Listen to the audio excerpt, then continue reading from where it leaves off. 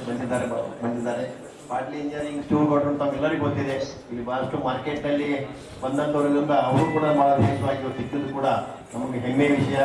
ಅದೇ ರೀತಿ ಇವತ್ತು ನಮ್ಮ ರವಿ ಹುಂಶಾವಣ್ ಕೂಡ ನಮ್ಮ ಆತ್ಮೀಯರು ಯಾವತ್ತು ಕೂಡ ಇರ್ತೀವಿ. ಈಗ ಅವರು ಕೂಡ ಅವ್ರ ಹೆಂಗದಾನ ಅಂದ್ರೆ ಅವ್ರು ಬಾಲ್ಯ ಇದ್ರೆ ಎಲ್ಲ ಮಾಡಿಸಿ ಹೋಗ್ಬಿಡ್ತಾವೆ. ಆ ದಿವ್ಯ ಶಕ್ತಿ ಅವ್ರ ಕಡೆ ಇದೆ. ಅವ್ರು ನಮಗೆ ಬಹಳಷ್ಟು ಧೈರ್ಯ ತುಂಬತಕ್ಕಂಥ ಒಂದು ಕೆಲಸವನ್ನು ಮಾಡ್ತಿರ್ತಾರೆ. ಅದೇ ರೀತಿ ನಮ್ಮ ಮಾವನವರು GR ಅಂಬಲಿ ಅವರು ಕೂಡ ಈ ಬ್ಯಾಂಕಿನ ನಿರ್ದೇಶಕರು ಕೂಡ ಅವರು ಕೂಡ ನಮಗೆ ಪ್ರತಿಯೊಂದು ನಮ್ಮ ಮನೆಯ ಉಸ್ತುವಾರಿಯನ್ನು ಕೂಡ ಅವ್ರು ನಾವು ಕೊಡ್ತಾ ಇರ್ತಿರ್ತೀವಿ ಅಂತಕ್ಕಂಥ ಒಂದು ನಮ್ಮ ಮನೆಯ ಒಬ್ಬ ಬೆಂಬಲಿಗ ಅಂತಕ್ಕಂಥದ್ದು ಕೂಡ ಹೇಳುವ ಮೂಲಕ. ಅದೇ ರೀತಿ ನಮ್ಮ DGR ವಕೀಲರು ಕೂಡ ಇವತ್ತು ವಿಶೇಷವಾದ ವ್ಯಕ್ತಿಗಳು. ಅದೇ ರೀತಿ ನಮ್ಮ ರಾಜು ಬಿಜುರಿಗೆ ಅವರು ಕೂಡ ಇವತ್ತು ಬಿಜಾಪುರದಲ್ಲಿ ತಮ್ಮದೇ ಆದಂತ ಒಂದು ಹೆಸರು ಮಾಡಿರ್ತಕ್ಕಂಥ ವ್ಯಕ್ತಿ ಕೂಡ ಅವರ ವೇದಿಕೆಯಲ್ಲಿದ್ದಾರೆ. ಅದೇ ರೀತಿ ನಮ್ಮ ಅಶೋಕ್ ಬ್ರಾದರ್ ಕೂಡ ನಮ್ಮ ಮನೆಯಲ್ಲಿ ಕರೋನಾ 2ನೇ ಟೈಮ್ ಕರೋನಾ, ಮೊದಲನೇ ಟೈಮ್ ಕರೋನಾದಲ್ಲಿ ಮಗ ತಿಳ್ಕೊಂಡಿದ್ದ. 2ನೇ ಸಮಯದಲ್ಲೂ ಕೂಡ ಕರೋನಾ ಕಂಪ್ಲೀಟ್ ಆಗಿ ಮನೆ ಮಂದಿಗೆಲ್ಲ ಬಂದಿತ್ತು. ಅಂತ ಸಂದರ್ಭದಲ್ಲಿ ಇವತ್ತು ನಮ್ಮ ಡಾಕ್ಟರ್ ಮಲ್ಲು ಬಿರಾದರ ಮುಖಾಂತರ ಇವತ್ತು ನಮ್ಮ ಸಾಕಷ್ಟು ಪೇಷಂಟ್ಗಳಿಗೆ ನಮ್ಮ ತಾಯಿಯನ್ನು ಕೂಡ ಅಲ್ಲೇ ಅಡ್ಮಿಟ್ ಮಾಡಿದ್ದೀವಿ. ನಾವೆಲ್ಲ ರಿಲೇಷನ್ ಕೂಡ ನಮ್ಮ ಸಂಬಂಧಿಕರು ಕೂಡ ಅವ್ರಿಗೆ ಬಹಳಷ್ಟು ಸಹಾಯವನ್ನು ಕೂಡ ಸಂದರ್ಭದಲ್ಲಿ ನಾವು ಪಡ್ಕೊಂಡಿರ್ತಕ್ಕಂಥ ನೆನಪನ್ನು ಕೂಡ ಮಾಡುವ ಮೂಲಕ ಇವತ್ತು ನಾವು ನನ್ನಂತೂ ರಾಜಕೀಯದಿರೋದ್ರಿಂದ ನಾವು ಮುಂಜಾನೆ ಎದ್ದು ಅರಿವೆ ಹಾಕೊಂಡ್ರೆ ಮುಂದೆ ನಾವು ಕಾಣುದು ಬರೇ ಆ ಕೆಲಸ ಸಾಮಾಜಿಕ ಕೆಲಸ ಅಂತಕ್ಕಂಥ ಅಂದ್ಕೊಂಡಾಗ ನಾವು ಹೋಗ್ಬಿಡ್ತಿದ್ವಿ.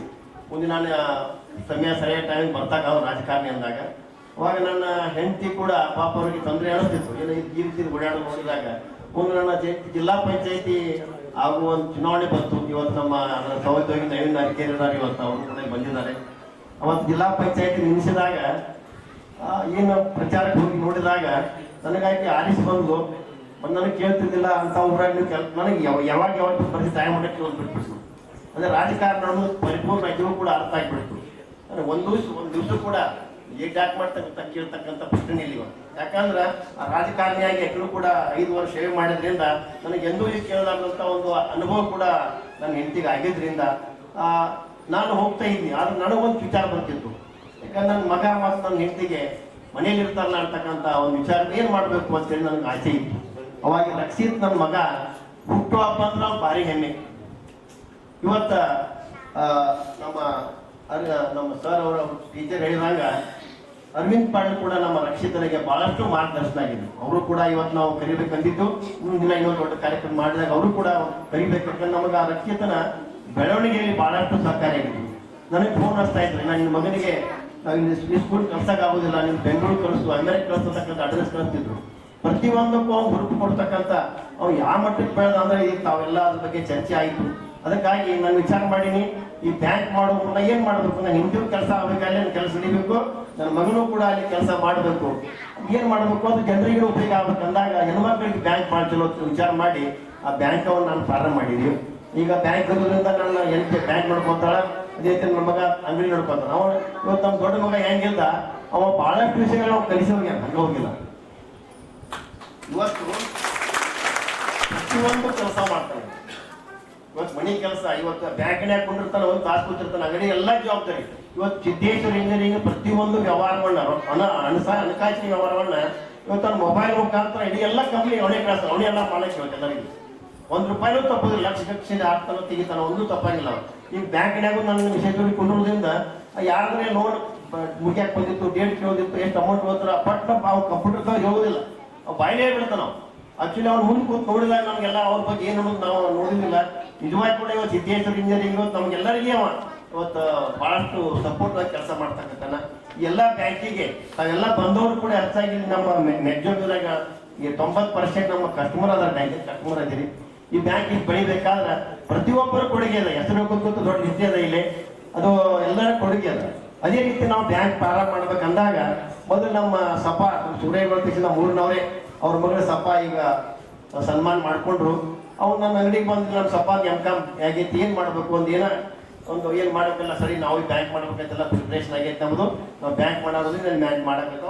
ಅವರೇ ಬಂದು ಅವತ್ತು ಸಪಾ ಮೂಲಕನೇ ಅದು ಪ್ರಾರಂಭ ಆಯಿತು. ಮುಂದೆ ಅವ್ರು ಅನಿವಾರ್ಯವಾಗಿ ಮದುವೆ ಆಗಿ ಅವ್ರ ಮುಂದೆ ಗಂಡನ ಮನೆಗೆ ಹೋಗ್ಬೇಕಾದಂಥ ಅವಶ್ಯಕತೆ ಬರೋದು ನಮ್ಗೆ ಗೊತ್ತಾಯಿತು. ಅವಾಗ ನಾನು ಒಂದು ಕಾಲ್ಪಾರ ಮಾಡಿದ್ದೆ. ಕಾಲ್ಪಾರ ಮಾಡಿ ನಿಜವಾಗಿ ಹೆಮ್ಮೆ ಪಡಬೇಕು ನಮ್ಮ ರಶ್ಮಿ ಕುಲಕರ್ಣಿ ಅವ್ರ ಬಗ್ಗೆ. ಇವತ್ತು ನಮ್ಮ ಮ್ಯಾನೇಜರ್ ಆಗಿ, ನಮ್ಮ ಸಹೋದರಿಯಾಗಿ ಇವತ್ತು ಆ ಬ್ಯಾಂಕಿಗೆ ಬಂದ ತಕ್ಷಣ ಬಹಳಷ್ಟು ಹೋರಾಟಗಾರ್ತಿ ಅವತ್ತು ಇರೋದ್ರಿಂದ ಇವತ್ತು ಪ್ರತಿಯೊಂದು ಹಂತದಲ್ಲಿ ವಶೀನು ಅಷ್ಟೇ ಕಡೆಗೆ ಅದಾವ. ಯಾಕಂದ್ರೆ ರೊಕ್ಕ ಇಟ್ಟವ್ರ ಮೇಲೆ ಕಾಳಜಿ ಯಾಕಂದ್ರೆ ಮಾಡ್ಬೇಕಾಕೆ ನಮ್ಮ ಅದು ನಾನು ಕೂಡ ಇವತ್ತು ಜವಾಬ್ದಾರಿ ಬರ್ತೀನಿ. ನಮ್ಮಲ್ಲಿ ಏನು ಯಾರು ರೊಕ್ಕ ಇನ್ವೆಸ್ಟ್ ಮಾಡಿರಿ ಆ ಹಣದಲ್ಲಿ 100% ನಾನು ಗ್ಯಾರಂಟಿ ನಾನು ಕೊಡ್ತೀನಿ ಅಂತಕ್ಕಂಥ ನಂಬಿಕೆ ಕೂಡ ತಮಗೆ ಹೇಳ್ತಕ್ಕಂಥ ವಿಚಾರ ಇಟ್ಕೊಂಡು ಇವತ್ತಾಗಿ ಅದಕ್ಕೆ ನಮ್ಮ ರಶ್ಮಿ ಕುಲಕರ್ಣಿ ನನ್ನ ಹೆಂಡತಿ ದಾನ ಅಂಗಡಿ ಕೂಡ ಇವತ್ತು ಆಕೆ BA ಡಿಗ್ರಿ ಮುಗಿದು ಕೂಡ ಇವತ್ತು ಕಂಪ್ಯೂಟರ್ ಆಪರೇಟರ್ ಇರ್ಬೋದು ಎಲ್ಲವನ್ನು ಇಬ್ರು ಕೂಡಿ ಇವತ್ತು ಬ್ಯಾಂಕನ್ನು ಬಹಳ ಒಳ್ಳೆ ನಿಭಾಯಿಸ್ತಾ ಇದ್ದಾರೆ. ಮತ್ತು ಸಾಕಷ್ಟು ಅದಕ್ಕೆ ಹೋರಾಟ ಮಾಡ್ತಾರೆ. ವಸೀಲಿ ಅಂದ್ರು ಅವ್ರ ಹೆಣ್ಮಕ್ಳು ತಮ್ಗೆ ಗೊತ್ತದ ಹಣಕಾಸಿನ ಹೆಣ್ಮಕ್ಳು ನಿಜವಾಗಿ ಗಂಡು ಮಕ್ಳು ಚೆನ್ನಾಗಿ ಇರ್ತಾರೆ. ಇವತ್ತು ಅದನ್ನ ಬಹಳಷ್ಟು ಇಬ್ರು ಹೋರಾಟ ಮಾಡಿ ಅದು ವಸೀಲಿ ಕೂಡ ಕಡಿಮೆ ಮಾಡ್ತಾರೆ. ಮತ್ತು ಅಷ್ಟೇ ಹೆಚ್ಚಿನ ಕಸ್ಟಮರ್ ಕಡಕ್ಕೆ ಪ್ರಯತ್ನ ಮಾಡ್ತಿರ್ತಾರೆ. ಪ್ರತಿಯೊಬ್ಬರು ಕಸ್ಟಮರ್ ಬೇಕಿದ್ರು ಬಹಳಷ್ಟು ಕಾಳಜಿಲ್ಲ. ಇಷ್ಟು ಪಿಗ್ಮಿ ತಾರೀಕು ಬಂದದ ಪಿಗ್ಮಿ ನಾವೆಲ್ಲ ಕೊಡ್ಬೇಕು ಅವ್ರದ್ದು. ಆಗ ಅವ್ರು ಅಡ್ವಾನ್ಸ್ ಯಾರಿಗೆ ಒಂದಿವ್ರು ತೊಂದರೆ ಆಗ್ಬಾರ್ದು ಅಂತ ಒಂದು ಪ್ಲಾನಿಂಗ್ ಯಾವತ್ತೂ ಇರ್ತಾರೆ. ಇವತ್ತು ಪಿಗ್ಮಿ ಇರ್ಬೋದು. ಪಿಗ್ಮಿ ಒಳಗೆ ಒಂದು ಏನದ ಸಾಕಷ್ಟು ಪಿಗ್ಮಿ ಮಾಡಿದವ್ರು ಇದ್ರಲ್ಲಿ ಪಿಗ್ಮಿ ಒಳಗೆ ಅದಕ್ಕೆ ಬಡ್ಡಿ ಭಾಳ ಸಿಗ್ತಿರಂಗಿಲ್ಲ. ಯಾಕಂದ್ರೆ ಒಂದೇ ವ್ಯಾಪಾರಸ್ಥ ಲಾಭ ಅಂದ್ರೆ ನೀವು ಚಾ ಕುಡಿದಾಗ 500 100 ರೂಪಾಯಿ ಹೋಗಿರ್ತೀವಿ ದೊಡ್ಡ ಅಮೌಂಟ್ ಆಗಿ ಸಿಗ್ತಿರ್ತೈತಿ. ಅದೊಂದೇ ಅದ್ರ ಲಾಭ ಬಡ್ಡಿ ಕಡಿಮೆ ಇರ್ತೈತಿ. ಉಳಿದೆಲ್ಲ FD ಇರ್ಬೋದು. ನಮ್ಮ ಉದ್ದೇಶ ಏನಂದ್ರೆ ಯಾರು ಹಣ ಇಟ್ಟಿರ್ತಾರೆ ಈಗ ಹೊರಗೆ ನೋಡಿದ್ರೆ ಬಹಳಷ್ಟು ಕಡಿಮೆ ಬಡ್ಡಿ ಇರ್ತೈತಿ. ನಮ್ಮಲ್ಲಿ ಬಡ್ಡಿ ಹೈಯೆಸ್ಟ್ ಬಡ್ಡಿ ರೊಕ್ಕ ಕೊಡ್ತಾ ಇದೀವಿ. ಮತ್ತು ಯಾರು ಲೋನ್ ಕೊಡ್ತೀವಿ ಅವ್ರಿಗೂ ಭಾಳ ಕಡಿಮೆ ಬಡ್ಡಿ ಹಾಕೊಡ್ತೀವಿ. ನಾವು ಭಾಳ ಕಡಿಮೆ ಮಾಡ್ತೀವಿ ಇಟ್ಕೊಂಡ ಅದು ಬ್ಯಾಂಕ್ ನಡೆಸ್ತಾ ಇದ್ದೀವಿ. ಉದ್ದೇಶ ಬ್ಯಾಂಕ್ ಒಂದು ದಿವಸ ಬೆಳೆ ದೊಡ್ಡದಾಗ ಆದ ತಕ್ಷಣ ನನ್ನ ಆಶಯದ ಈ ರವಿ ವಂಶ ಅವ್ರು ಹೇಳಿದಂಗ ಈ ನಿರ್ಗತಿಕ ಮಕ್ಕಳು ಇರ್ತಾರೆ, ಬಡ ಮಕ್ಕಳು ಇರ್ತಾರ, ರ್ಯಾಂಕ್ ಪಾಸ್ ಆಗಿರ್ತಾರ, ಅವ್ರು MBBS ಇಂಜಿನ್ ಕಲಿಬೇಕಂತ ಮನಸ್ಸು ಇರ್ತೈತಿ. ಹಾಕಿರಂಗಿಲ್ಲ ಅಂತ ಸಂದರ್ಭದಲ್ಲಿ ಅಂತ ಮಕ್ಕಳು ಹುಡುಕಾಡಿ ಈ ಬಂದ ಲಾಭದಲ್ಲಿ ಬಹಳಷ್ಟು ಪರ್ಸೆಂಟೇಜ್ ಅನ್ನ ಈ ಶಿಕ್ಷಣಕ್ಕಾಗಿ ಬಳಸ್ಬೇಕಂತಕ್ಕಂಥ ಒಂದು ಆಶೆಯನ್ನ ನಾನು ವ್ಯಕ್ತಪಡಿಸಿ ಎಲ್ಲರಿಗೂ ನಮಸ್ಕಾರ. ತುಂಬಾ ವ್ಯಾಪಾರದಲ್ಲಿ ಮಂತ್ ಎಂಡ್ ಕ್ಲೋಸಿಂಗ್ ಫಿಗರ್ ಒಳ್ಳೆ ತರಬೇಕಂತ ಹೇಳಿ ನಮ್ಮ ಅಡವೆ ಪತ್ರ ಒಳ್ಳೇದಾಗಿರ್ಬೇಕಂತೇಳಿ ನಾವು ಬರ್ತಾ ಇರ್ತೀವಿ. ಈಗ ಬ್ಯಾಂಕಿನ ಮ್ಯಾನೇಜರ್ ಆದಂಥ ಕುಲಕರ್ಣಿ ಮೇಡಮ್ ಹೇಳ್ದಂಗೆ ವಿದಿನ್ 2 years ವಿದಿನ್ 2 ವರ್ಷದಲ್ಲಿ ಸೌಹಾರ್ದ ಬ್ಯಾಂಕ್ನ ಇತಿಹಾಸದಲ್ಲಿ ಅಥವಾ ಕೂಲಿ ಅಂಗಡಿಯವರು ಯಾವಾಗಾದ್ರೂ ನಾವು ಕೂಗ್ತಾ ಭೇಟಿ ಆದಾಗ ಅಥವಾ ಅವ್ರಿಗೆ ಗೊತ್ತಿದ್ದಿದ್ದಿಲ್ಲಂತ ಸೊ ಒಳ್ಳೆ ಲಾಭ ಮಾಡಿದೆ. ಒಳ್ಳೆ ಲಾಭ ಮಾಡಿದೆ ಅಂತೇಳಿ ಬೇರೆ ಬ್ಯಾಂಕ್ನವ್ರು ಅವ್ರಿಗೆ ಹೇಳಿದಾರಂತ. ಸೊ ಇದನ್ನು ನಾವು ಯಾವುದೋ ಒಂದು ಅವರು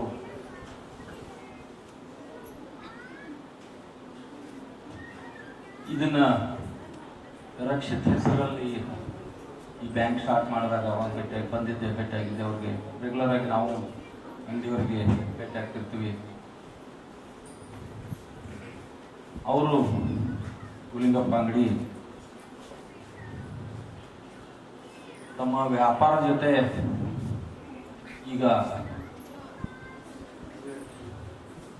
ಪಾಲಿಟಿಕ್ಸಲ್ಲಿ ಒಳ್ಳೆಯ ರೀತಿಯಿಂದ ಬೆಳೀತಾ ಇದ್ದಾರೆ. ಬಿಜಾಪುರದ BJP ಜಿಲ್ಲಾ ಅಧ್ಯಕ್ಷರಾಗಿದ್ದಾರೆ. ಯಾವುದೇ ಸಭೆ ಸಮಾರಂಭ ಏನೇ ಇರಲಿ ಒಳ್ಳೆ ಮಾತುಗಳನ್ನು ಮಾತಾಡ್ತಾ ಇದ್ದಾರೆ. BJP ಅಂದ್ರೆ ಇವತ್ತಿನ ಒಂದು ಮಾತು ಭಾಳ ಹಿಡಿಸ್ತು. ನಾನು ಇವತ್ತು ರವಿ ವಿಶಾಲರ ಜೊತೆನೂ ಮಾತಾಡಿದೆ. BJP ಪಕ್ಷ ಅಂದ್ರೆ ಓನ್ಲಿ ಹಿಂದೂಗಳ ಪಕ್ಷ ಅಲ್ಲ, ಅದರಲ್ಲಿ ಎಲ್ಲ ಮುಸ್ಲಿಂ ಬಾಂಧವರು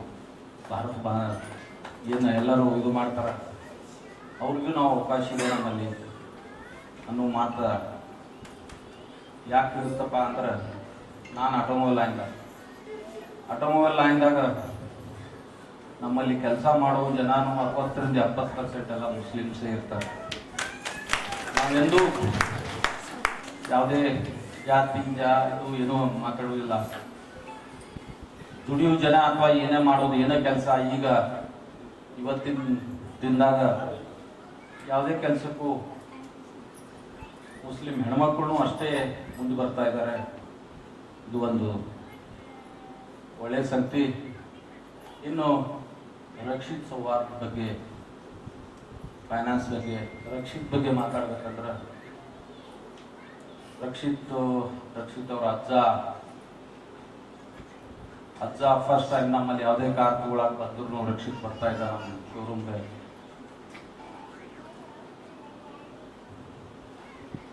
ಸೊ ನಮ್ಮಲ್ಲಿ ಸಾಕಷ್ಟು ಪ್ರಾಡಕ್ಟ್ಸ್ ಇರ್ತಿದ್ದು. ಯಾವುದೋ ಗಾಡಿ ಆದ್ರೆ ಅವ್ನು ಇಂಜಿನ್ ಸ್ಟಾರ್ಟ್ ಮಾಡಿದ್ರೆ ಅದ್ರದ್ದು ಯಾವುದೋ ಹೇಳ್ತಿದ್ದ. ಯಾವುದೋ ಕಾರ್ ಎಲ್ಲಿ ಏನೋ ಆಗಿತ್ತಂದ್ರೆ ಅವು ಕಾರ್ ಏನಾಗಿದೆ ಅಂದ್ರೆ ಅವು ಬರೀ ಅಲ್ಲಿ ಆವಾಜ್ ಅಥವಾ ಅದ್ರ ಏನು ಶಬ್ದ ಬರ್ತಿತ್ತು ಅದ್ರ ಮೇಲೆ ನೀ ಅಲ್ಲೇ ನೋಡಪ್ಪ ಅಂತೇಳಿ ಆ ಡ್ರೈವರ್ ಅಥವಾ ಯಾರೋ ನಮ್ಮ ಟೆಕ್ನಿಷಿಯನ್ ಹೋಗಿದ್ರು ಅವ್ನು ಗೈಡ್ ಮಾಡ್ತಾ ಇದ್ದ. ಇಂಥ ಮೇಧಾವಿ ಮಗ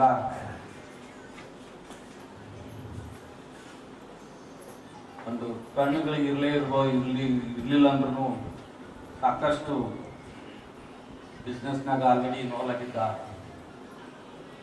ರಕ್ಷಿತ ಬಗ್ಗೆ ನಾನು ನಮ್ಮ ಬಿಜರಿ ಊರಲ್ಲಿ ಹೈಸ್ಕೂಲ್ದಾಗೂ ಒಂದೆರಡು ಸತ್ಯ ಹೇಳಿದ್ದೆ. ಇಂಥ ಹುಡುಗ ಎಲ್ಲ ಏನು ಬೇಕಾದ ಹೇಳ್ತಾನ, ಮಾತಾಡ್ತಾನ. ಅವ್ನು ಡಿಗ್ರಿ ಮಾಡೋದು ಅಥವಾ ಸ್ಕೂಲ್ ಕಾಲೇಜ್ನಲ್ಲಿ ಮೊನ್ನೆ ಹಿಂಗೆ ಡಿಸ್ಕಷನ್ ಮಾಡುವಾಗ ಏನೋ ಒಂದು ಪ್ರಸಂಗ ಅಂಗಡಿಯವರು ನನಗೆ ಹೇಳೋದು ಹಿಂಗೆ, ಇಂಥ ಮೇಧಾವಿ ಮಗನ ಅವರು ಪಡೆದಿದ್ರು. ಬಟ್ ದುರದೃಷ್ಟವಾದ ದೇವರ ಇದರಿಂದ ಪಾಪ ನಮ್ಮನ್ನೆಲ್ಲ ಬಿಟ್ಟೋಗಿದ್ದಾನೆ. ಬಟ್ ಅವನ ಹೆಸರು ಇರಲಿ ಅಂತೇಳಿ ಒಂದೇನು ಫೈನಾನ್ಸ್ ಅಂತೇಳಿ ನಾನು ಸ್ಟಾರ್ಟ್ ಮಾಡಿದ್ದಾರೆ. ಎಲ್ಲ ಈ ನಮ್ಮಂಥವ್ರಿಗೆ ಇರ್ತಾರೆ, ಸಾಕಷ್ಟು ದೊಡ್ಡ ದೊಡ್ಡ ಬ್ಯಾಂಕ್ಸ್ ಕೊಡ್ತಿರ್ತಾರೆ. ಬಟ್ ಈ ಮಿಡಲ್ ಕ್ಲಾಸ್ ಜನ ಇವರಿಗೆಲ್ಲ ಇಮಿಡಿಯೇಟ್ ಆಗಿ ಏನಾದರೂ ಸಹಾಯ ಬೇಕಾದ್ರೆ ಇಂಥ ಸಹವಾಸ ಬ್ಯಾಂಕ್ಗಳೇ ಯಾವಾಗಲೂ ಸಹಾಯ ಮಾಡ್ತಾ ಇರ್ತವೆ. ಅವ್ರ ಟೈಮ್ನಲ್ಲಿ ಬೇಗ ಹಣ ಬರಬೇಕಂತೇಳಿ ಏನೇ ಇದ್ರೂ ಇಂಥ ಸೌಹಾರ್ದ ಸಂಸ್ಥೆಗಳು ಬಹಳಷ್ಟು ನೆರವಾಗ್ತವೆ.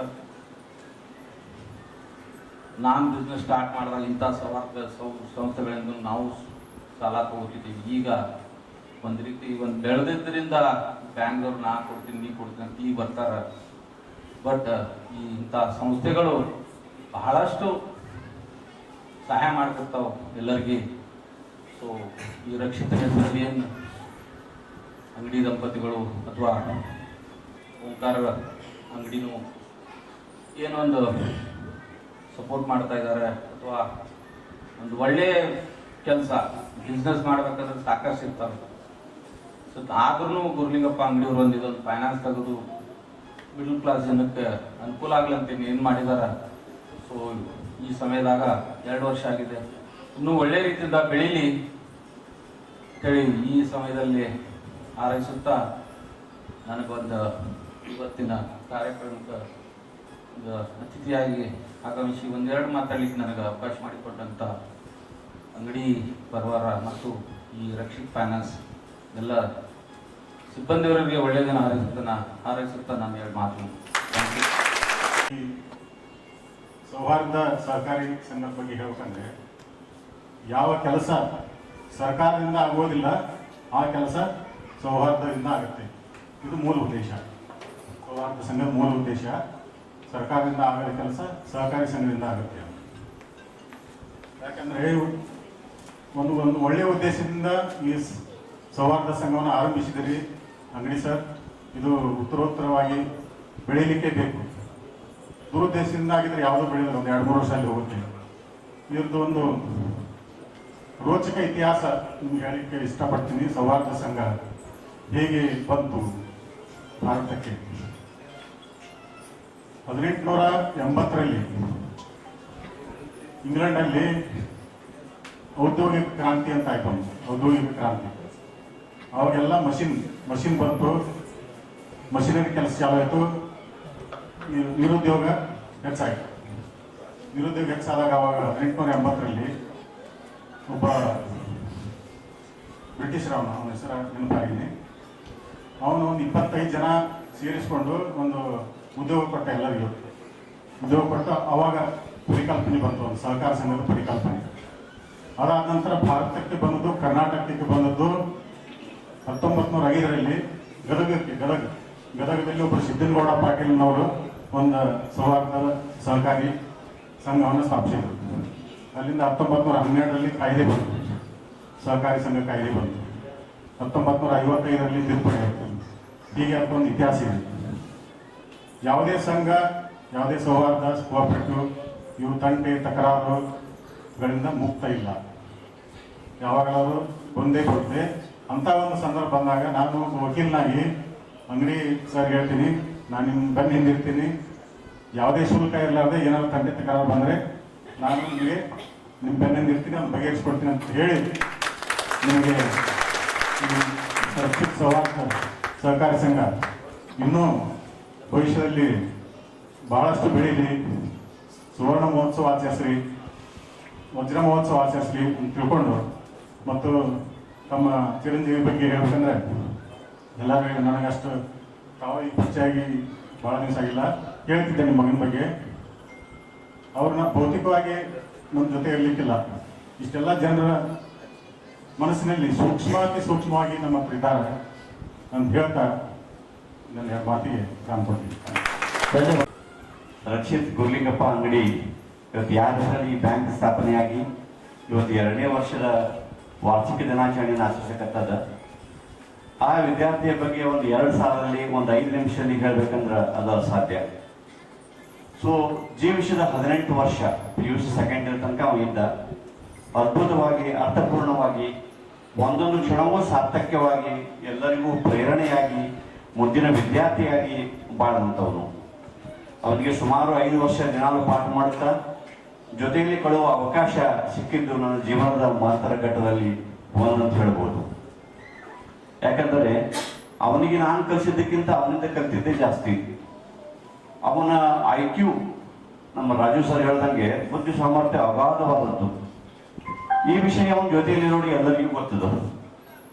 ಬಿಜಾಪುರದಲ್ಲಿ ಎಲ್ಲಿ ಒಳ್ಳೆ ಟೀಮ್ ಮಾಡ್ತಾರ, ಬಿಲ್ಡಿಂಗ್ ಕಟ್ಬೇಕಾದ್ರೆ ಯಾವ ಇಂಜಿನಿಯರ್ ಕೊಡಬೇಕು, ಯಾವ ಮೇಸ್ತ್ರಿ ಕೊಡಬೇಕು, ಯಾವ ಕಲರ್ ಕಾಂಬಿನೇಷನ್ ಚೆನ್ನಾಗಿರ್ತದ, ಸೊ ಎಲ್ಲಿ ಪೇಂಟ್ ಸೋಯ್ ಸಿಗ್ತದ, ಎಲ್ಲಿ ಸಿಮೆಂಟ್ ರೀಸನೇಬಲ್ ಸಿಗ್ತದ, ಇಂಥ ಯಾವುದೇ ಮಾಹಿತಿಯನ್ನ ಅತ್ಯಂತ ಕರಾರುವಕ್ಕಾಗಿ ಅವನು ಹೇಳ್ತಿದ್ದ. ನಮ್ಮೆಲ್ಲರ ಪಾಣಿಗೆ ಒಂಥರ ಗೂಗಲ್ ಇದ್ದಂಗೆ ಇದ್ದ. ನಾವು ಏನೇ ಹೇಳಿ ಹೋಗಿ ಮಾಡ್ಬೇಕಾದ್ರೂ ಅಕ್ಷತೆ ಕೇಳ್ತಿದ್ವಿ, ನೋಡ್ಪ ರಕ್ಷಿತ್ ಹಿಂಗದ ಹೆಂಗ ಕರೆಕ್ಟಾಗಿ ಹೇಳ್ತಿದ್ದ. ಮತ್ತು ಅವನದು ರೀಚ್ ದೊಡ್ಡದು, ಬಹಳ ಎಲ್ಲ ಕ್ಷೇತ್ರಗಳಲ್ಲಿ ಅವನಿಗೆ ಪರಿಚಿತರಿದ್ರು. ಅವರಿಗೆ ಫೋನ್ ಮಾಡಿ ಹೇಳಿ ನಮಗೆ ಒಂದು ಅದರಲ್ಲಿ ಡಿಸ್ಕೌಂಟ್ ಹೀಗೆ ಏನಾದರೂ ಎಲ್ಲ ರೀತಿಯ ಒಂದು ಸಹಾಯವನ್ನು ಅವನು ಮಾಡ್ತಿದ್ದ.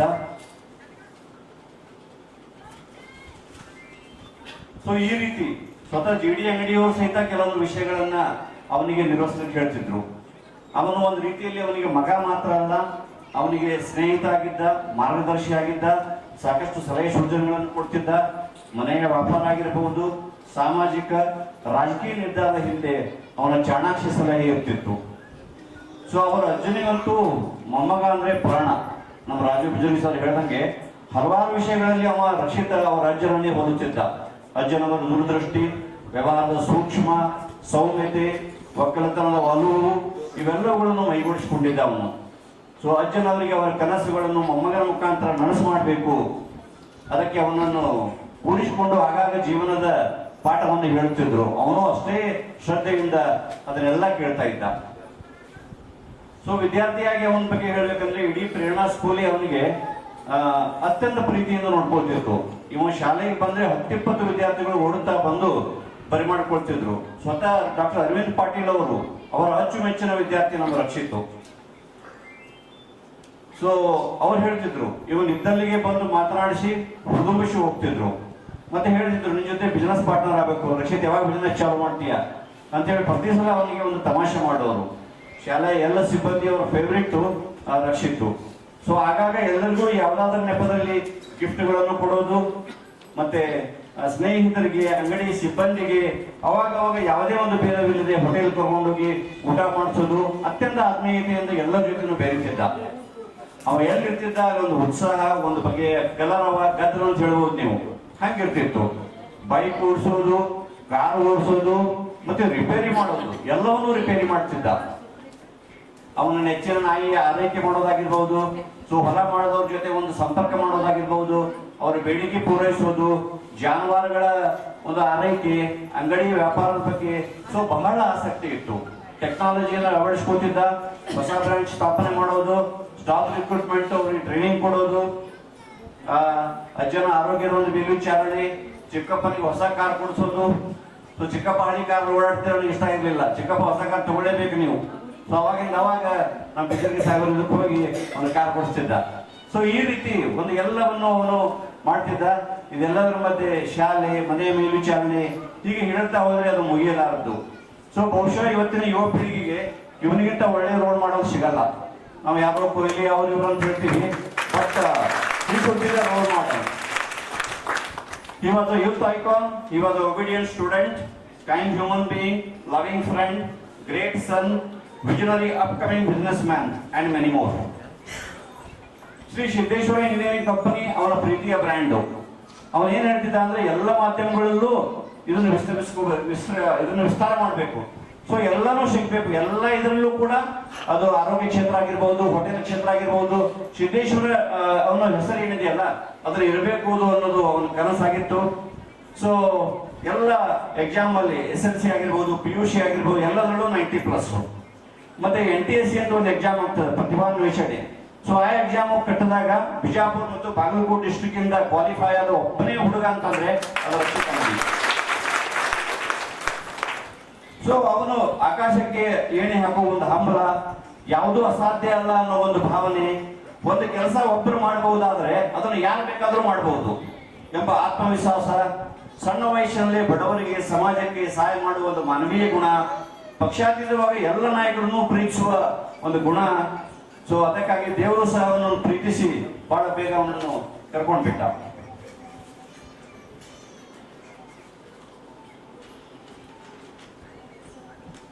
ಸೊ ನೆನಪುಗಳು ಮಧುರ ಅಂತಾರೆ, ಆದ್ರೆ ಬಹಳ ಆಳಕ್ಕೆ ಇಳಿದ್ರೆ ಅದು ನೋವು ಕೊಡ್ತದ. ಸೊ ಅವನು ಜೀವಿಸುವ ತನಕ ಎಲ್ಲರಿಗೂ ಉತ್ಸಾಹ ಆನಂದವನ್ನೇ ಕೊಟ್ಟವನು. ಸೊ ಅಂತ ಯುವಕ ಎಲ್ಲರಿಗೂ ಮಾದರಿ ಆಗ್ಲಿ, ಅವ ನಮ್ಮ ನಿಮ್ಮ ಹೃದಯದಲ್ಲಿ ಯಾವತ್ತೂ ನಂತ ಇರ್ಲಿ ಅಂತ ಹೇಳ್ತೀನಿ. ವಂದನೆಗಳು. ಇವತ್ತು ಈ ರಕ್ಷಿತ್ ಅವರ ರಕ್ಷಿತನ ಹುಟ್ಟು ಹಬ್ಬದ ನಿಮಿತ್ತವಾಗಿ ಅದೇ ದಿನದಂದು ಇವತ್ತು ಸರ್ವಸಾಧಾರಣ ಸಭೆಯನ್ನ ಇಟ್ಟುಕೊಂಡು ಅವನನ್ನ ಯಾವಾಗಲೂ ಸದಾಕಾಲ ನೆನೆಸುವಂತೆ ಈ ಸಂಸ್ಥೆ ಮಾಡ್ತಾ ಇದೆ ಅಂತ ಹೇಳ್ತಾರೆ. ಸಮಾಜದೊಳಗೆ ಯಾರಾದರೂ ಉತ್ತಮವಾದಂಥ ಕೆಲಸಗಳನ್ನು ಮಾಡಿದರೆ ಅವರು ಯಾವಾಗಲೂ ಚಿರಸ್ಮರಣೀಯರಾಗಿರ್ತಾ ಇದ್ದಾರೆ. ರಕ್ಷಿತ ಬಹಳ ಸಣ್ಣವ ಆದರೂ ಸಹಿತ ಇನ್ನೂ ಯವನಾವಸ್ಥೆಯೊಳಗೆ ಇರುವಾಗಲೇ ನಮ್ಮಿಂದ ಅನಾರೋಗ್ಯವೋ ಯಾವುದೋ ಒಂದು ಕಾರಣದಿಂದ ದೂರ ಆಗಿ ಹೋದ. ಆದರೆ ಆತನ ಬುದ್ಧಿಮತ್ತೆ ಯಾವಾಗಲೂ ಎಲ್ಲರ ಹೃದಯದಲ್ಲಿ ಇರುವಂತೆ ಮಾಡ್ತಾ ಇದೆ. ಆದರೆ ಇಂತಹ ಪುತ್ರನನ್ನ ಪಡೆದಿರ್ತಕ್ಕಂಥ ಆ ನಮ್ಮ ಅಳಿಯಂದಿರು ಆಗಿರ್ತಕ್ಕಂಥ ಗುಡ್ಲಿಂಗಪ್ಪ ಅಂಗಡಿಯವರು ನಿಜವಾಗಿಯೂ ಸಹಿತ ಧನ್ಯ. ಅವರು ಇದ್ರೂ ಸಹಿತ ಅವರು ಇರದೇ ಇದ್ದರೂ ಸಹಿತ ಇದ್ದಾರ ಅಂತ ತಿಳ್ಕೊಂಡು ಅವರ ಹೆಸರಿನ ಮೇಲೆ ಒಂದು ರಕ್ಷಿತತೆ ಅನ್ನುವಂತಹ ಸೌಹಾರ್ದ ಬ್ಯಾಂಕವನ್ನ ನಡೆಸಿ ಅನ್ಕೊಂಡು ಹೋಗಿದ್ದಾರೆ. ಅದು ಈ ಸೌಹಾರ್ದ ಬ್ಯಾಂಕ್ ಎಲ್ಲರಿಗೂ ಸಮಾಜದೊಳಗೆ ಎಲ್ಲರಿಗೂ ಸಹಾಯ ಮಾಡುತ್ತಾ ಉತ್ತರವಾಗಿ ಬೆಳೆಯಲಿ ಅಂತ ಹೇಳುತ್ತಾ ನನ್ನ ಮಾತಿಗೆ ವಿರಾಮ. ಇವತ್ತಿನ ದಿವಸ ನಾನು ಹೇಳಬೇಕಪ್ಪ ಅಂದ್ರೆ ಅಂಗಡಿಯವರ ಕುಟುಂಬ ಅಂತಂದ್ರೆ ದಾನಿಗಳ ಕುಟುಂಬ. ಅಂಗಡಿಯವರು ನಾವು ಹೆಚ್ಚು ಕಡಿಮೆ 40 ವರ್ಷ ಸಮೀಪ ಆಯ್ತು. ನಾನು ಇಬ್ಬರಿಗೆ ಹೇಳ್ತಾನೆ, ನಾ ಅವಾಗಿಂದ ನೋಡ್ಕೊತ ಬಂದೀನಿ. ಇನ್ನು ನಾವು ಹೊರಗಡೆ ಎಲ್ಲಾದ್ರೂ ಹೋಗ್ಬೇಕಾದ್ರೆ ಬಿಜಾಪುರ ಕೊಟ್ಟು ನಾನು ಅವ್ರ ಜೊತೆ ನಿರಂತರವಾಗಿ ನಾನು ಸಚಿವ. ನಾನು ಹೋಗ್ಬೇಕಾದ್ರೆ ಆವಾಗ ನಾನು ಅವ್ರ ಜೊತೆಗೆ ಇರ್ಬೇಕಾದ್ರೆ ಒಂದು ದಿವಸಕ್ಕೆ ಕನಿಷ್ಠ ಒಂದು 10ರಿಂದ 15 ಫೋನರ ಬರ್ತಾವ. ಏನೋ ಒಂದು ದವಾಖಾನೆ ಅಂತರ ಬರ್ತಾವು, ಒಂದು ರೈತರಂತರ ಬರ್ತಾರ, ಒಂದು ಏನೋ ಬರ್ತಾರ. ಅವಾಗ ಇವ್ರು ಏನು ಹೇಳ್ತಾರಪ್ಪ ಅಂದ್ರೆ, ಇಲ್ಲ ನೀವು ಅಲ್ಲಿ ದವಾಖಾನೆಗೆ ಹೋಗ್ರಿ, ಅಲ್ಲಿ ನಾ ಎಲ್ಲ ಡಾಕ್ಟ್ರಿಗೆ ಹೇಳಿರ್ತೀನಿ, ಮುಂದೆ ಅಲ್ಲಿ ಔಷಧ ಅಂಗಡಿಗೆ ಹೋಗ್ರಿ, ಅಲ್ಲಿ ಹೇಳಿರ್ತೀನಿ, ಮುಂದೊಂದಿಷ್ಟು ರೊಕ್ಕ ಬೇಕಾದ್ರೆ ನಾನು ನಿಮ್ಮ ಅಕೌಂಟಿಗೆ ಹಾಕ್ತೀನಿ.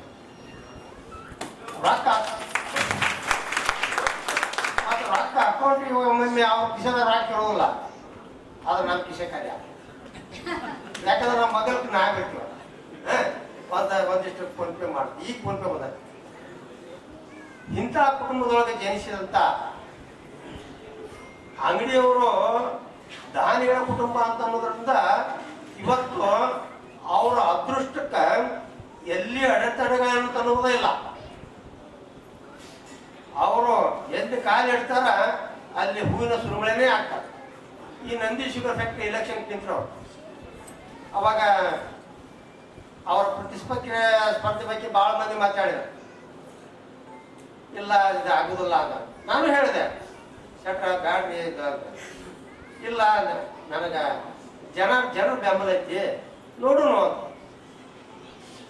ಆದ್ರೆ ಜನರ ಬೆಂಬಲ ದೈವ ಬೆಂಬಲ ಹಿಡ್ಕೊಂಡು 117 ಕೋಟ ಲೀಡ್ ಹಾರಿಸ್ಬೇಕು. ಯಾಕಂದ್ರೆ ಈ ಪ್ರತಿಸ್ಪರ್ಧೆಯ ಮನೆಯೊಳಗ 100 ಕೊಟ್ಟಿದ್ದು ಅಂಥದ್ದು ಇಷ್ಟ ಇರ್ಬೇಕು. ಆಮೇಲೆ ಇನ್ನೊಂದು, ಇವಾಗ ರಾಜಕಾರಣದೊಳಗೂ ಸಿಕ್ಕ ಮೊನ್ನೆ ಈಗ ಒಂದು ತಿಂಗಳು 2 ತಿಂಗಳಾಯ್ತು, ಭಾರತೀಯ ಜನತಾ ಪಕ್ಷದ ಜಿಲ್ಲಾಧ್ಯಕ್ಷರಾಗಿ ಆಯ್ಕೆ. ಇವತ್ತು ಭಾರತೀಯ ಜನತಾ ಪಕ್ಷದ ಜಿಲ್ಲಾಧ್ಯಕ್ಷ ಆಗ್ಬೇಕಪ್ಪ ಅಂದ್ರೆ ಅದು ಸಾಮಾನ್ಯ ಕೆಲಸ ಅಲ್ಲ. ಸಾಕಷ್ಟು ಮಂದಿ, ಸಾಕಷ್ಟು ವಸೀಲಿ ಇರ್ತಾವ, ಸಾಕಷ್ಟು ದುಡ್ಡು ಇರ್ತೈತಿ, ಎಲ್ಲ ಇರ್ತೈತಿ, ಆದ್ರೂ ಸತ ಆಗ್ತಿರಂಗಿಲ್ಲ. ಆದ್ರೆ ಇವ್ರು ಹಣೆ ಬರದಾಗ ಅದು ಬರ್ತೈತಿ. ಅದಕ್ಕೆ ಇವತ್ತ ಜಿಲ್ಲಾಧ್ಯಕ್ಷರು ಆಗ್ಯಾರ. ಮುಂದೆ ಬರುವಂತ ನಿರ್ಮಾಣದೊಳಗ ಒಂದು MLA ಅಥವಾ MLC ಅಂತ ಹಾಗೆ ಸೇರ್ತಾರ. ಇಂಥ ದಾನಿಗಳ ಕುಟುಂಬದೊಳಗ ಸಹೋದರಿ ದಾನಮ್ಮ ಅಂಗಡಿಯವರು ಮತ್ತು ಅಂಗಡಿಯವರ ಉದರದಲ್ಲಿ ಜನಿಸಿದಂತ ರಕ್ಷಿತ್ ಅಂತಂದ್ರೆ ಏನು? ರಕ್ಷಣೆ ಮಾಡಿವು. ಮೋಸ್ಟ್ಲಿ ಆ ತಂದೆ ತಾಯಿಗಳು ಆ ಹುಟ್ಟಿದ ತಕ್ಷಣ ಅವ್ರಿಗೆ ಏನು ಗೊತ್ತಾಗೈತೋ ಗೊತ್ತಿಲ್ಲ, ಅವನಿಗೆ ರಕ್ಷಿತ್ ಅಂತ ಹೆಸರಿಟ್ರು.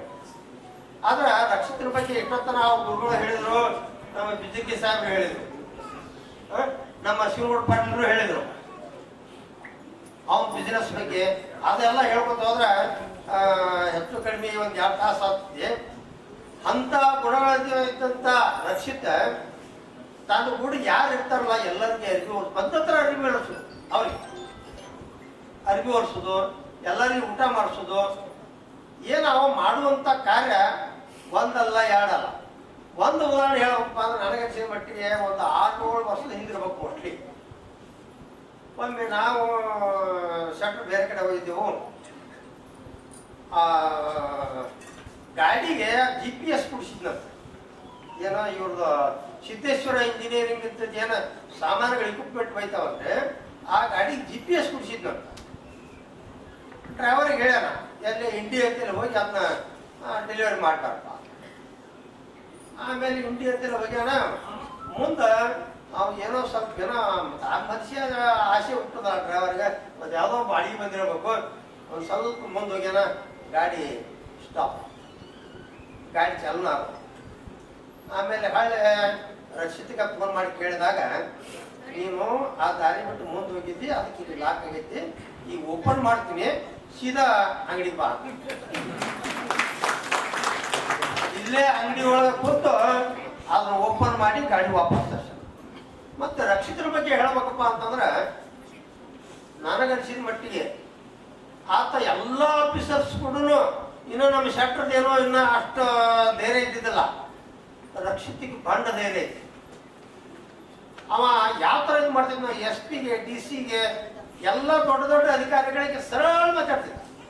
ಮತ್ತೆ ಪ್ರತಿಯೊಬ್ಬರಿಗೂ ರಕ್ಷಿತನ ಬಗ್ಗೆ ಗೊತ್ತಿತ್ತು. ಏನಪ್ಪ ರಕ್ಷಿತ್ ಭಾಳ ಒಳ್ಳೆ ಟ್ಯಾಲೆಂಟ್ ಐತಿ. ಹಾಗೆ ನಮ್ಮ ಇವ್ರು ಹೇಳಿದ್ರು, ಸರ್ ಅದು ಅವನ ಹತ್ರ ಗೂಗಲ್ ಐತೆ ಅಂತ ಹೇಳಿ. ಅದು ನಿಜ. ಆ ಗೂಗಲ್ದಿಂದ ನಾವು ಎಷ್ಟು ಇದು ಮಾಡ್ತಾರಪ್ಪ ಅಂತಂದ್ರೆ, ನಮ್ಮ ಸಹೋದರಿ ದಾನಮ್ಮ ಅಂಗಡಿಯವರು ಜಿಲ್ಲಾ ಪಂಚಾಯತಿ ಸದಸ್ಯರಿದ್ದಾಗ ಪ್ರತಿ ದಿವಸನೂ ಒಂದು 2ರಿಂದ 3 ಗಾಡಿ ಏನೋ ಕೆಲಸಕ್ಕೆ ಮನೆಗೆ ಬರ್ತಿದ್ವಿ.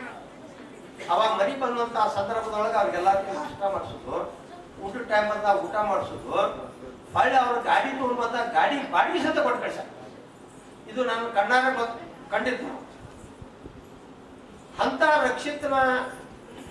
ರಕ್ಷಣೆ ಮಾಡುವಂತ ರಕ್ಷಿತನ ಹೆಸರಿನಾಗ ಅವನ ಹುಟ್ಟು ಹಬ್ಬದ ನಿಮಿತ್ತವಾಗಿ ನಮ್ಮ ಅಂಗಡಿ ಶೆಟ್ರು ಇಲ್ಲ ಮಗ ಸಾಕಷ್ಟು ಜನರಿಗೆ ಸಹಾಯ ಮಾಡ್ತಿದ್ದ, ನಮಗೆ ದೇವರು ಸಾಕಷ್ಟು ಕೊಟ್ಟಾನ, ಅವನ ಸಹಾಯವನ್ನು ನಾವು ಮುಂದುವರಿಸಬೇಕು ಅಂತ ಅನ್ನುವಂಥ ದೃಷ್ಟಿ ಒಳಗೆ ರಕ್ಷಿತ ಸೌಹಾರ್ದ ಸಹಕಾರಿ ಸಂಘ ಅಂತಕೊಂಡು ಕಟ್ಟಿಸಿ.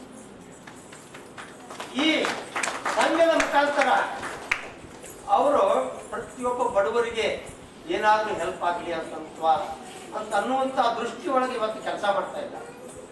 ಈಗ ನೀವು ಭಾಳ ನೋಡ್ತೀವಿ, ಇವೇನು ಸೌಹಾರ್ದ ಸಹಕಾರಿ ಸಂಘಗಳದಾವಲ್ಲ, ಒಂದಷ್ಟು ಮಾಡೋದು, ಆಮೇಲೆ ಸಿಕ್ಕಾಪಟ್ಟಿ ರೊಕ್ಕ ಜಮಾ ಅದು ಕೂಡ ರೊಕ್ಕ ತಗೊಂಡು ಓಡೋದು.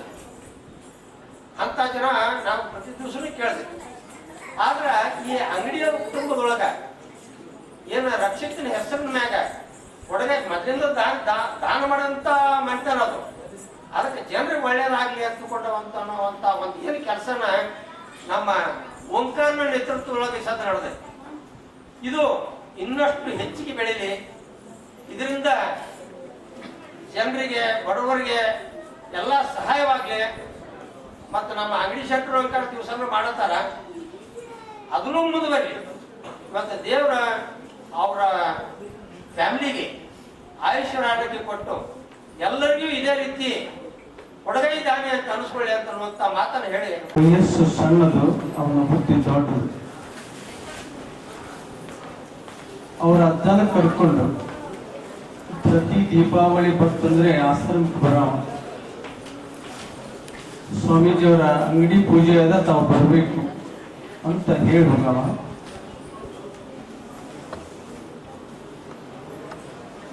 ಪ್ರತಿ ವರ್ಷ ಬರುವವ, ಆದ್ರೆ ಒಂದ್ ವರ್ಷ ಬರಲಿಲ್ಲ. ಕಾರಣ ಏನಂದ್ರೆ ರಕ್ಷಿತ ದೇಹದಿಂದ ಇರಲಿಲ್ಲ. ಅವರೆಲ್ಲರ ಮನಸ್ಸಿಗೆ ನೋವಾಗಿದೆ. ತಾಯಿ ತಂದೆಗೆ ಜನ್ಮ ಕೊಟ್ಟಂತವರಿಗೆ, ಬಂಧು ಬಾಂಧವರಿಗೆ ಅದು ಒಂದು ಭಾಗ. ಆದ್ರೆ ನಾನು ಇಲ್ಲಿ ಒಂದು ಮಾತನ್ನು ಹೇಳುದಂದ್ರೆ, ಬಾಡಿದ ಹೂವುಗಳಿಗೆ ಅರಳುವುದಕ್ಕಿಂತ ಅರಳುವ ಹೂವಿನ ಕಡೆ ಬಹಳ ಲಕ್ಷ್ಯ ಕೊಡಬೇಕು. ದುಃಖ ಮರಿಯಾಗಿ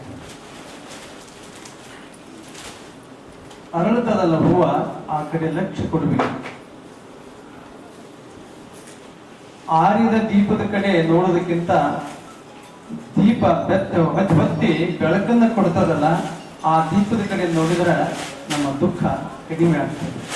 ಹಾಗೆ ಆ ರಕ್ಷಿತನನ್ನ ಎಲ್ಲಿ ನೋಡದಪ್ಪ ಅಂತಂದ್ರೆ, ಈಗಿರುವಂತ ಓಂಕಾರನಲ್ಲಿ ಅವನು ನೋಡಿದ್ರೆ ಎರಡು ಮುಖ ಅಲ್ಲಿ ಕಾಣಲಿಕ್ಕೆ ಸಾಧ್ಯ ಇದೆ. ಹಾಗೆ ಇವತ್ತು ಅವನ ಒಂದು ಹೆಸರು ಸದಾ ಉಳಿಬೇಕು, ಸ್ಮರಣೆ ಬರಬೇಕು ಅನ್ನೋಂತ ಒಂದು ವಿಚಾರ ಇಟ್ಕೊಂಡು ಒಂದು ಬ್ಯಾಂಕ್ ಅನ್ನ, ಸಹಕಾರಿ ಬ್ಯಾಂಕ್ ಇದೆ, ಆ ಸಹಕಾರ ಬ್ಯಾಂಕದೊಂದಿಗೆ ಇವತ್ತು 2ನೇ ವರ್ಷ, 2 ವರ್ಷ ಮುಗಿದು ಈಗ 3ನೇ ವರ್ಷದ ಒಂದು ವರ್ಷ ನಡೀತಾ ಇದೆ.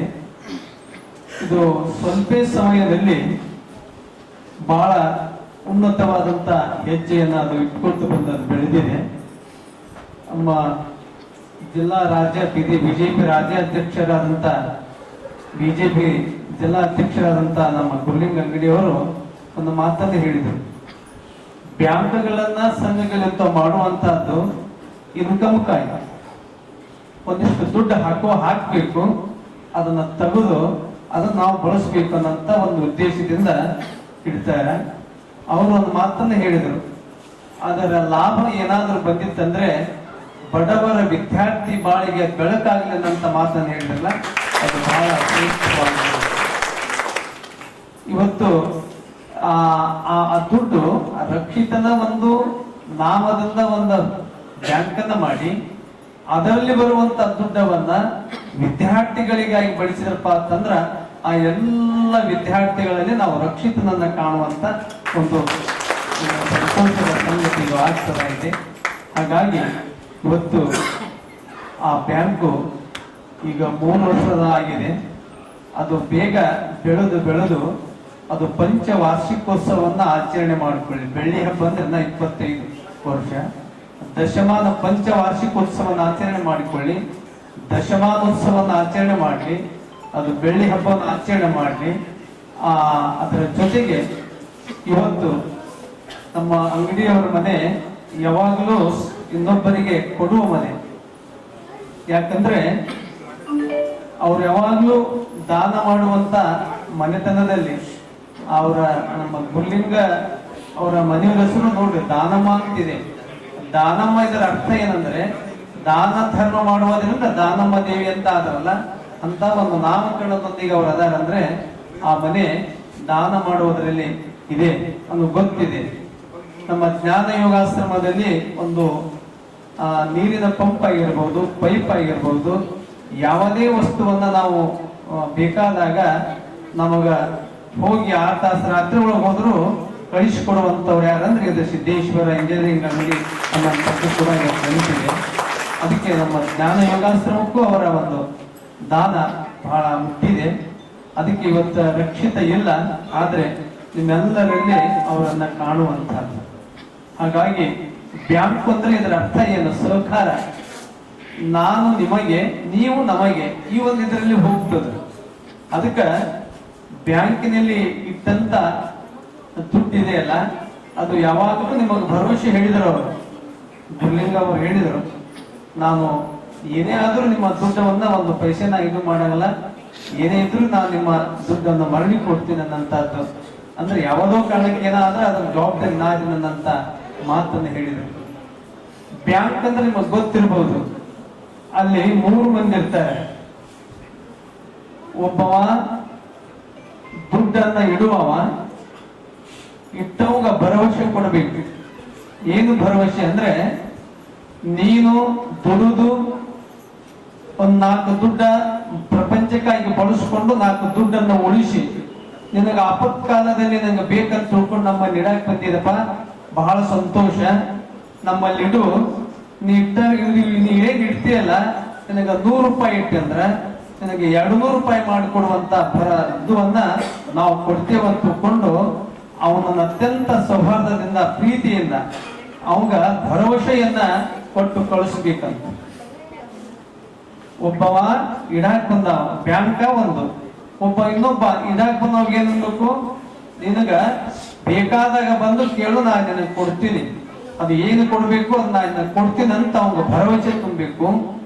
ಇನ್ನೊಬ್ಬ ತಗೊಂಡು ಹೋಗ್ತಾನ, ತಗೊಂಡು ಹೋಗುವ ಒಯ್ತಾನಲ್ಲ, ಆ ತಗೊಂಡು ಹೋಗುವಾಗ ಸ್ವಲ್ಪ ವಿಚಾರ ಮಾಡಿ ಕೊಡ್ಬೇಕಂತ.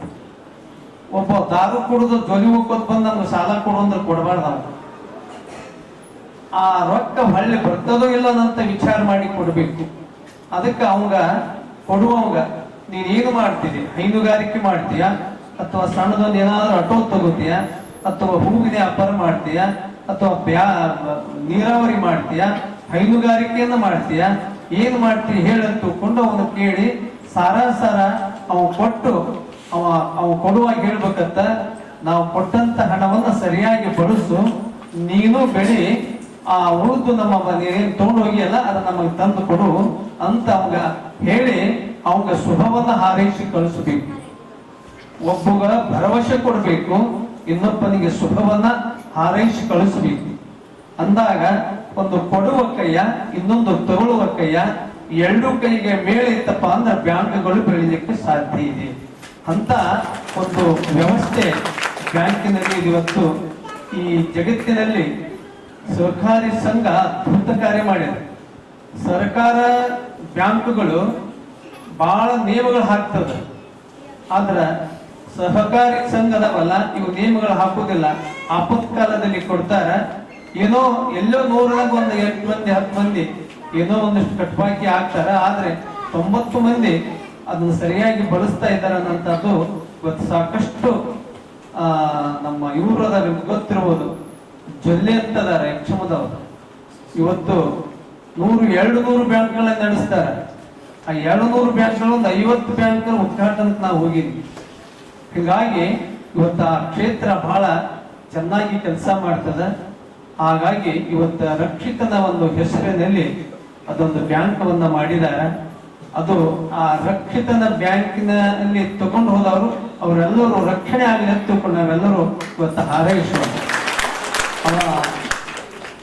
ಅವನ ಬುದ್ಧಿವಂತಿಕೆ, ಅವನ ಒಂದು ವಿಚಾರವನ್ನ ಅವ್ರಿಗೆ ಕಲಿಸಿದಂತ ಶಿಕ್ಷಕರು ಮತ್ತು ನಮ್ಮ ರಾಜು ಬಿಜ್ಜರಿಗವರು, ಅವರು ಮೋಟರ್ ಡ್ರೈವರ್ ಹೇಳಿದ್ರಲ್ಲಿ ಅವರು, ಇದು ಅದ್ಭುತ. ಇದು ಇನ್ನು ಕಾರ್ ತಗೊಂಡು ಮುಂದಕ್ಕೆ ಹೋಗಿ ಅಂತಂದ್ರೆ ಇದು ಯಾವ ಕಣ್ಣಿದ್ದವ್ ಕೂತ್ ಗೊತ್ತಾಗಂಗಿಲ್ಲ.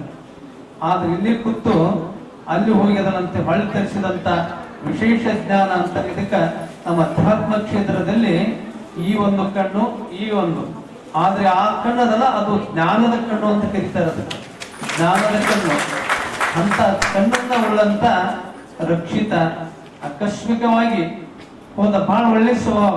ಅವನು ಕೂಡ ನಾನು ಕರ್ಕೊಂಡು ಹೋಗ್ತಿದ್ದ ದೀಪಾವಳಿ ಅಮಾವಾಸ್ಯೆ ಲಕ್ಷ್ಮೀ ಪೂಜೆಗೆ. ಅವನು ಕೂಡ ಬಹಳ ಮಾತಾಡಿನಿ, ಅವನ ಮಾತನ್ನು ಕೇಳಿನಿ. ಅವ್ರ ಅಜ್ಜ ಅವನು ಕೂಡಿ ಬರ್ತಿದ್ರು. ಅಂತ ಒಂದು ಮಗ ಆಕಸ್ಮಿಕವಾಗಿ ಅಂತಾರೆ ಇದು. ಆಕಸ್ಮಿಕವಾಗಿ ಅಗಲಿದಾಗ ದುಃಖ ಆಗ್ತದ, ಆದರೆ ಅದನ್ನ ಸಹಿಸಿಕೊಂಡು ಇದ್ದವರಲ್ಲೇ ಅವನನ್ನ ಕಾಣುವಂತ ಗುಣ ಅವರ ತಾಯಿ ತಂದೆಗೆ ಬರಲಿ, ಅವ್ರ ಕುಟುಂಬಕ್ಕೆ ಬರಲಿ ಅನ್ನೋಂಥ ವಿಚಾರ ಹೇಳಿ ಈ ಬ್ಯಾಂಕು ಉತ್ತರೋತ್ತರವಾಗಿ ಬೆಳೆದು ಆ ರಕ್ಷಿತ ಅಂತ ಅನ್ನೋದಲ್ಲ, ಅದು ಅವರ ಬಾಳಿಗೆ ರಕ್ಷಣೆಯಾಗಿ ಬೆಳಗಲಿ ಅನ್ನೋಂಥ ಮಾತನ್ನ ಈ ಪ್ರಸಂಗದಲ್ಲಿ ಹೇಳುತ್ತಾ, ಇವತ್ತು ಅದರ ವರದಿ ಇದು ಎಲ್ಲ ಓದಿದ್ರು. ಓದಿ ಸ್ವಲ್ಪ ಸಮಯದಲ್ಲಿ ಸ್ವಲ್ಪ ದುಡ್ಡು ಹಾಕಿ ಇವತ್ತು ಬಹಳ ಒಳ್ಳೆ ಹೆಸರನ್ನು ಗಳಿಸಿದೆ. ಹೀಗೆ ಸದಾ ಬೆಳಿದ ತಿಳ್ಕೊಂಡು ಹಾರೈಸೋಣ. ಅವನ ಹುಟ್ಟಹಬ್ಬನ್ನ ಮಾಡಿದರು, ಇದು ಬಹಳ ವಿಶೇಷತೆ. ಅವನ ಪುಣ್ಯತಿಥಿ ಅಂದ್ರೆ ದುಃಖದ ಸಂಕೇತ, ಆದರೆ ಹುಟ್ಟಹಬ್ಬ ಅಂದ್ರೆ ಅದು ಒಂದು ಒಳ್ಳೆ ಸಂಕೇತ. ಅವನ ಹುಟ್ಟು ಹಬ್ಬ ಸದಾ ಎಲ್ಲರ ಮನಸ್ಸಿನಲ್ಲಿ ಹಸರಾಗಲಿ ಅಂತ ಮಕ್ಕಳು ಮತ್ತೆ ಯಾವ ರೂಪದಲ್ಲಿ ಅವರ ಮನೆಗೆ ಬಂದು ರಕ್ಷಿತ ಮಾಡುವ ಎಲ್ಲ ಕಾರ್ಯಗಳು ಮತ್ತೆ ಅವರ ಮನೆಯಲ್ಲಿ ಸದಾ ಬೆಳಗಲಿ ತಿಳ್ಕೊಂಡು ಇವತ್ತು ನಾವು ಹಾರೈಸುತ್ತಾ ಮತ್ತೊಮ್ಮೆ ಎಲ್ಲ ಗಣ್ಯ ವ್ಯಕ್ತಿಗಳಿಗೆ